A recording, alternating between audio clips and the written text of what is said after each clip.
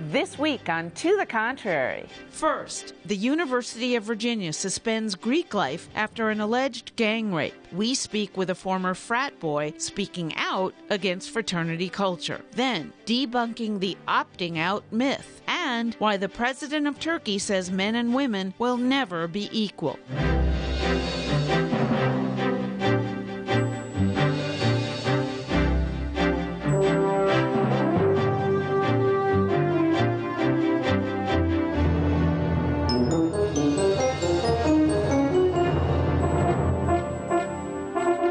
Hello, I'm Bonnie Erbay. Welcome to the Contrary, a discussion of news and social trends from diverse perspectives. Up first, sexual assault on campus.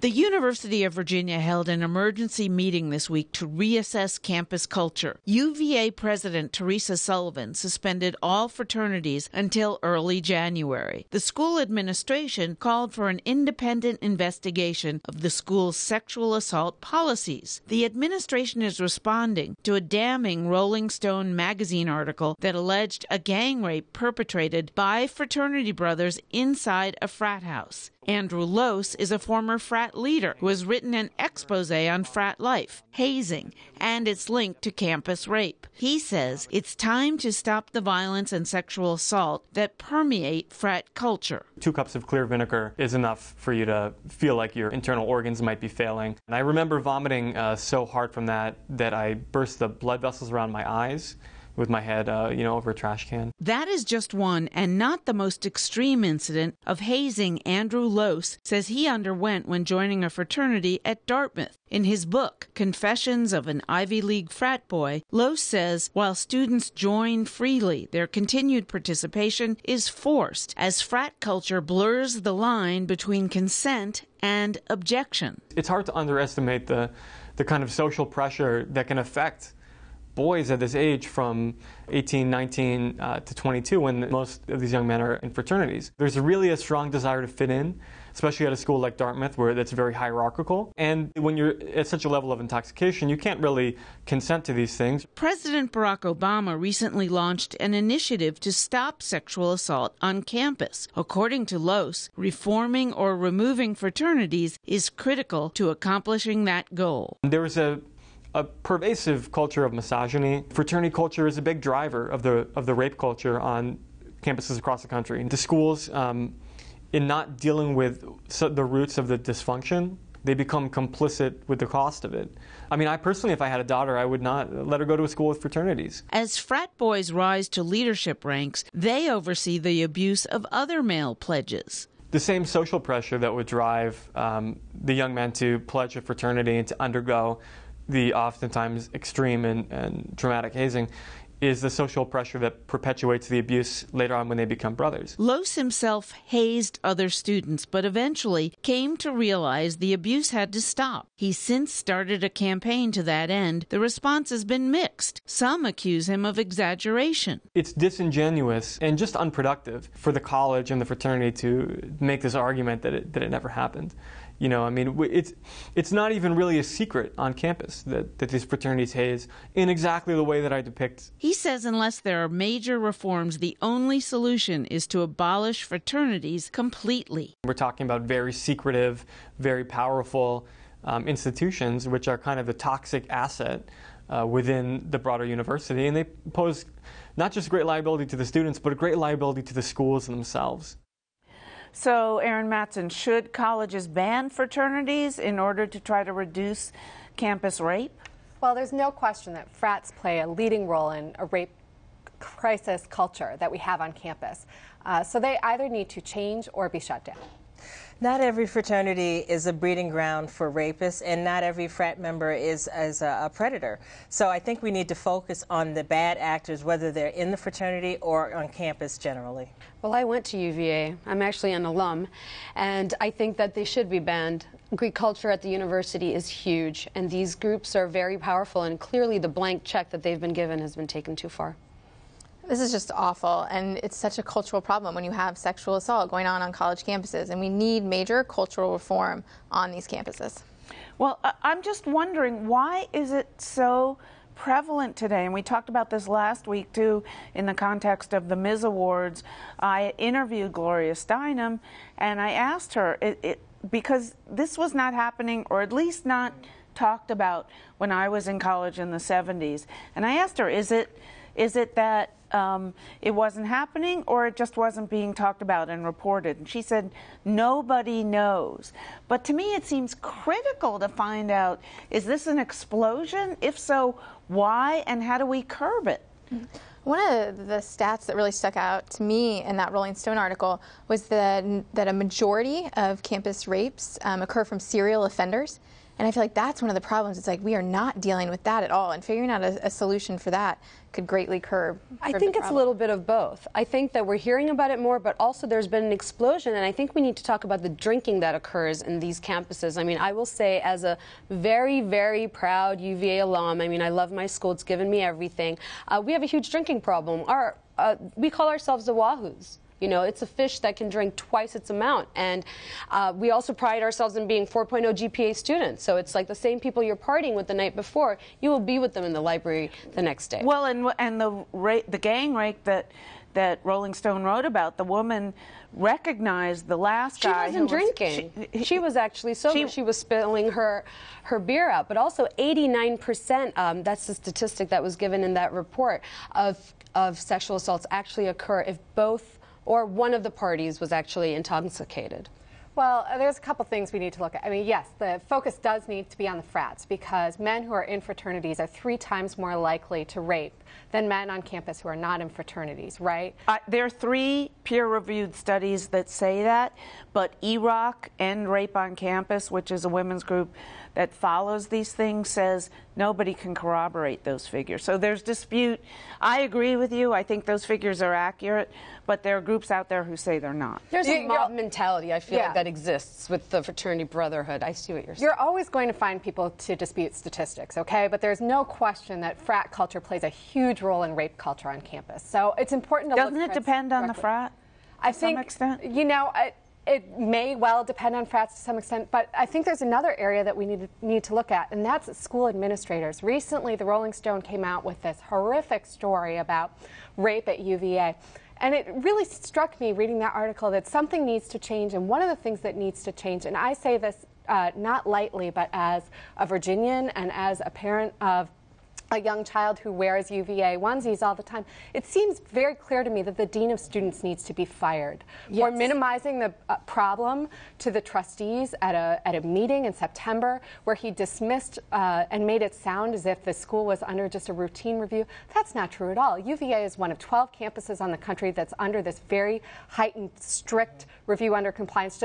That's within a broader scheme of things where there's 86 schools under review. And so, yes, administrators need to be held accountable. But I like this focus on frats, too, again, because we're focusing on the aiders and abettors. And, you know, the parents have to take an active role in this, the parents of the mothers and the parents of these men, or young men, I should say. And especially for the victims, you know, women should, you know, they can work with their wallet. Or potential students. They can, you know, react by not going to those schools. I mean, once the population of enrollment, you know, goes down, maybe the schools will actually react to it. I think right UVA now it's a money thing. It's a money. I think UVA has definitely gotten the message. I also think it's really important to remember that sexual assault on campuses across this country is at epidemic levels. UVA has become the face of this issue. But why is that? In the past week, because this article went viral. And I really hope it's the turning point. No, I'm asking you, why is it at epidemic levels? Why? I think every campus has a different reason, but frats play a huge role in it. We have to look at Greek life, period. Yeah, I mean, that's my concern. Is this a phenomenon that's happened in the last 10, 15, 20 years, or is this something that's been going on forever, and now women feel more comfortable that they can actually report it and say, you know, I was assaulted? But clearly you shouldn't feel that comfortable, because if the dean of UVA is telling you that, you know, you should forgive your rapist and actually admitting that they don't expel for assault, they're not alone in doing that. Did you know women who were sexually assaulted at UVA? Was it talked about by women? I didn't know anyone personally, but we heard about these stories. I mean, there was a Beta Bridge rapist. There was always some kind of scandal going on. We knew that we had to be careful. I think this raises issues of whether these courts that are set up and these sexual assault boards on campus, what their real role is, and why these people aren't getting legal charges filed against them, why they aren't getting in the criminal system. And there's a lot but why, that's another question. Why don't the schools just every time they get a charge send the woman with somebody from the school down to the police office? Yeah, no, I think it raises great questions. I don't think about schools these want to systems. deal with it, and that's exactly how these frats have gotten the message that you can get away with it. Because they have. It's just incredible It's to me. incredible. Now, what about the fact that you talked about firing one of the officials, the dean of students? There's a woman president there now. Is that why we have seen a suspension of all frat activities until January? Teresa Sullivan? Well, the fact that there's a woman president, I don't want to essentialize and say that something has or hasn't happened just because she's a woman. It's a step that she's banned fraternities until January. It's a good step to take, but clearly much more action needs to be taken, looking at fraternities at a systemic level and firing some people. And you talked about, I'm sorry, you talked about not banning frats on campus, and I talked to my husband this week, who was a big frat boy at Georgia State, and he and also is a very big feminist, pro-women's rights, and he says banning all frats would be way overbroad a response to this problem. Yeah, I mean, it's the actors, not the house itself, or not this persona, of a fraternity house. It's really who's in it and what they're doing. I mean, I think about what the gentleman said, the author said a few minutes ago about the hazing. So it doesn't even, it begins when they start the process to become part of this group. And so if it's acceptable to them to beat each other, give them each other alcohol poisoning, then their attitude probably is, well, I can take it a step further, and I'm never going to get in trouble for it. I also think one thing that the article kind of gave you the sense that there's no activist culture at UVA, that there's no, I would strongly disagree with that. There were people at UVA, not everybody was oblivious to this problem. The Women's Center there is very, very active, especially the director, and I became a feminist and an activist there, and it's a culture that's very much alive. All right, let us know what you think. Please follow me on Twitter at Bonnie Urbay or at To the Contrary. From sexual assault to women to the gender gap. The gender gap is real, and women are not opting out. That's what researchers studying Harvard Business School graduates found as they attempted to understand the chasm in career outcomes for high-achieving men and women. The women who have all the advantages of these women still struggle, still see gender gaps, still have difficulties realizing their career and family aspirations. Think about what that means for women who aren't as privileged. 65% of female alumni surveyed returned to work within a year of childbirth, eager to find a way to keep rising career-wise and raise a family. Women expected to rise in the ranks as quickly as their spouses, even though they'd taken on more childcare responsibilities. They're every bit as ambitious when they leave Harvard Business School as their male counterparts, but they don't realize those ambitions, that there is this disconnect in expectations. I think it's an understandable disconnect. Women wanted to have more egalitarian relationships in terms of whose career took precedence. What happened was different. They were more likely to see their careers take a back seat.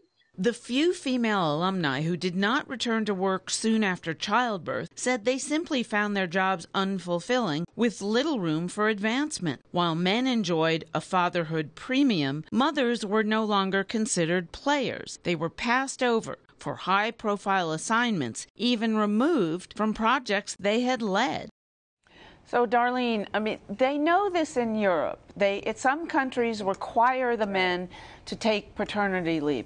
Why are we so dumb, pardon the use of that term, in this country, that women can get out of Harvard Business School and think that they can take time out of their careers and go back equal to the pace that the men who haven't taken time off are reaching? Well, there's a few things, Bonnie. One of them, Sweden, Iceland, Norway, those countries are big proponents of, making sure that there's equality with the leave, and, making sure that the women have, And by the way, rights. The women still say, I've spoken to women from those countries, and they still say it's not equal, but they're closer than we are. Right, they're closer than we are. But why the numbers this expectation? I mean, why don't women know by now, if you're not going to to have a male partner who's going to share with you equally, and you're going to pick up most of the slack, it's going to cost you career-wise. I was amazed by by this report because, it seems like people are going into marriages and relationships not knowing what the other one expects because, I left, I leave business school, I'm going to be this high-powered CEO,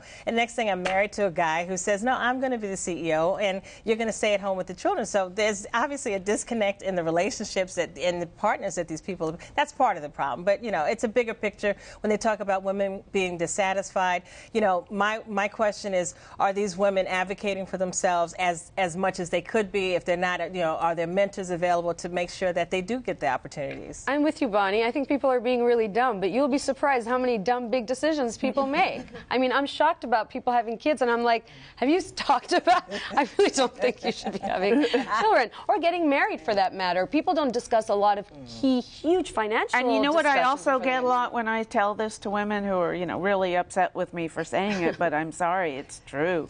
It was hard enough to find a husband. Oh you want my me goodness. to also try to find somebody who's going to do half compatible with me? Right.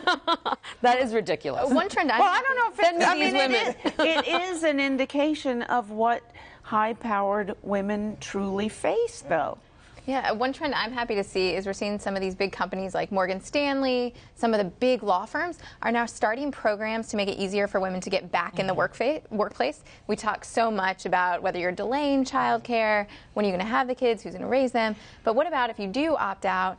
How do you get back in? Well, no one wants to break it to women that it's really hard, and you're kind of, have to fend for yourself. And it's really great that finally, because women are starting to complain, workplaces are like, oh, maybe we should accommodate women instead of punishing them for becoming mothers. Well, the emphasis really needs to be on companies and on men changing here. And one thing that this report really reveals is, again, it's the same data that we keep seeing, that women are not responsible for the fact that they're being paid less and promoted less, right? There's systemic factors that are causing this problem. One of it is that men simply don't have the same ideas about what equality means. And so we need to work on transforming men. We also need to take concrete steps within companies to ensure that more women are supported and promoted and paid higher. And this is not something that we can simply solve by, getting a little more self-esteem ourselves, and which is essentially blaming women. Well, I'd like to know what you two think about that, about the part about making companies come along. Well, I think it is important that companies, be more open-minded. This is an interesting topic, and it's timely for me because I'm one of those gappers who, took time off for personal reasons, medical reasons, what have you, and now I'm going back into the workforce. But, I have to duck and dodge and figure out how I'm supposed to respond when someone says, well, why are you missing 3 years of work? Whereas, my counterpart, a gentleman, I'm pretty sure, he can say, oh, I did this, I did that. Oh, okay, great, you can move on. So there is an issue that we need to the culture of the HR people, of the bosses, the managers, their expectations should be the same for a man or a woman if they're both out of the market. Well, I'm and sure have the same experiences. if your male colleague said that he took 3 years off to raise his kids, he would probably be given the promotion, right away and not penalized the way women are. Well, I think we need to approach this not so much as a zero-sum game between the men and the women and try to advocate for policies and a culture that supports men and women finding the best way to build fulfilling lives. And that means that you have companies who are going to make choices to try to keep valued employees. We've talked about it on this show before, how Apple and Facebook are now freezing eggs of female employees. So you do see companies taking steps to try to retain great employees. And one of the best things we can do is support a dynamic economy where you have lots of growth, where you have businesses who are eager to hire people, and then they're going to be competing for men and women in the workplace. Should Harvard Business School and any business school be telling its female graduates, hey, you might want to think about entrepreneurship as opposed, go out, work for a big firm, for a big company, whatever it is, get 3-4 years of education about the industry, go start your family, and then come back as a consultant. Because there is the only place where there's no pay gap consistently over the years is when women run their own small companies. And that's not surprising. You know, there's actually a copywriter who for a long time pretended that she was a man, and she realized that she got paid much more through the internet using what appeared to be a man's name. And so, you know, That's yes. a great idea. It's do that when I go home. It's sad, but it's true that people instinctively Still. want to pay men more. But to your question about consulting, you know, that's an interesting question. Are women better off if they go it alone?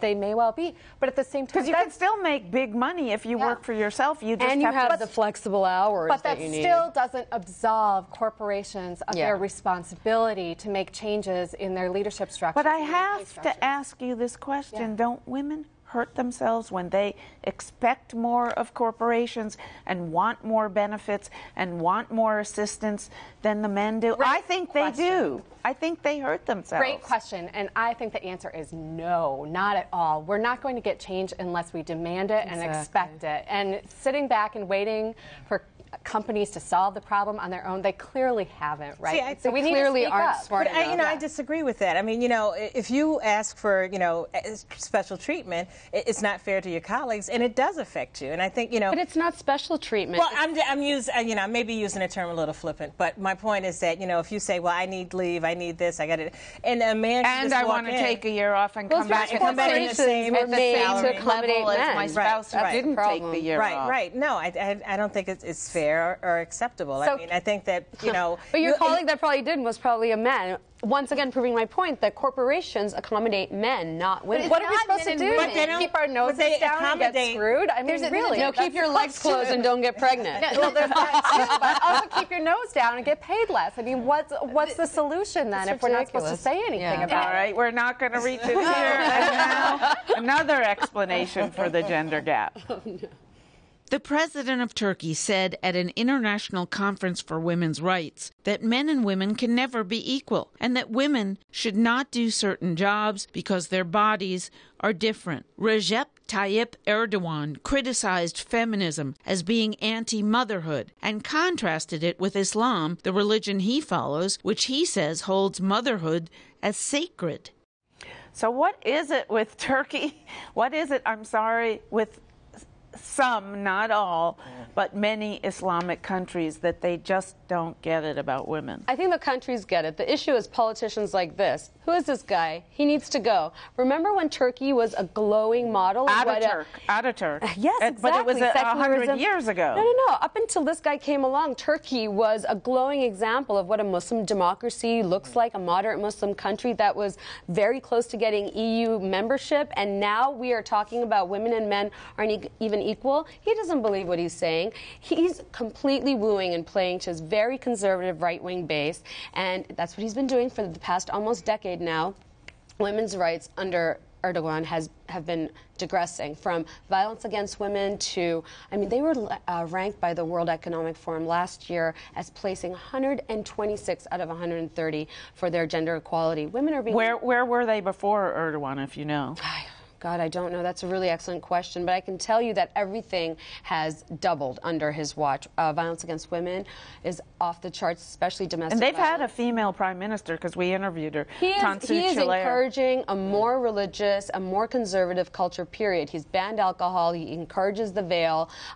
I'm actually very, very close to the country, and I have very good friends there, and it's just been completely deteriorating under his watch. It's very bad news for women. And what are women there doing about it? What They're should terrified. they be? They're actually speaking out. You'll see it's in the press, but they've also complained that it's not only harder to mobilize for women's rights, but democracy, period. We heard about the Gezi protests. Internet laws in Turkey are becoming much more strict. You can't say anything about this guy. I hope I get my next visa to Turkey. But it's bad news. It's very terrifying. Yeah, I mean, this is absolutely a ridiculous statement that he made. But I guess you say that you don't believe that he really means what he says, and I do, in the sense that if he's following a strict religion or interpreting Islam in a strict way, then he does believe that women should be covered, that they shouldn't be working, they should be home. But he's missing babies. the core And I'm messages of Islam, which is respect women and respect women's rights. His whole speech was about motherhood and we're different from women because look at them breastfeeding. They're just not the same as a man doing like labor work. And it's like, excuse me, who are you? I mean, you have no academic or spiritual background to talk about. He's talking about how women are revered as mothers in Islam, but he's missing the point that every day thousands of women are murdered and beaten to death in Turkey. So he's missing a very key human rights This garbage happens outside of Muslim cultures as well, and so I just want to be cognizant of the fact that this is a global problem, that mothers are devalued, that it's seen as incompatible with equality. I mean, my word, forget it. All right, that's it for this edition. Please follow me on Twitter and visit our website, pbs.org/to the contrary. And whether you agree or think to the contrary, see you next week.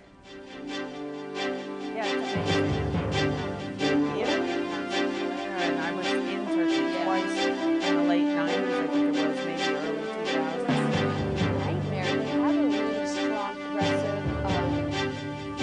They're very Western. but increasingly becoming very, elite. I was on a bus in Istanbul, and I was with someone who spoke Turkish.